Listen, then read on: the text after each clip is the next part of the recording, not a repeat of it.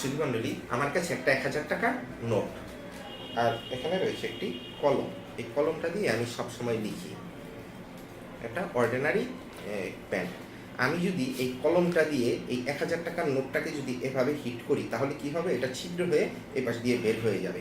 আর এই কলম দিয়ে যদি আমি এই পাশ দিয়ে হিট করি তাহলে ছিদ্র হয়ে এই পাশ দিয়ে বের হয়ে যাবে। আমি এই কলমটা দিয়ে এভাবে হিট করলাম, টাকাটা ছিদ্র হয়ে কলমটা ওই পাশে চলে গেছে। টাকাটা ছিদ্র করে কলমটা ওই পাশে চলে গেছে, টাকাটাকে বের করে, তাই না? ঠিক এইভাবে। এখন আমি যদি কলমটাকে এভাবে টান দিয়ে বের করি তাহলে কলমটা বের হয়ে যাবে। আর তা না করে যদি আমি সাইডে টান দিই তাহলে কি হবে? টাকাটা ছিঁড়ে যাবে। আমি সাইডে টান দিচ্ছি, টাকাটা একটু ছিঁড়ে গেছে। অবশ্য ছিঁড়া টাকা মার্কেটে চলে না, তাও আবার 1000 টাকার নোট। হ্যাঁ, আমি আবার এভাবে টান দিয়ে বের করছি, দেখুন হ্যাঁ টাকাটা ছিঁড়ে যাচ্ছে, তাই না?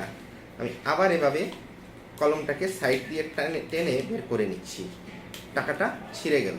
আমি কলমটা সম্পূর্ণ বের করে নিলাম, তাই না?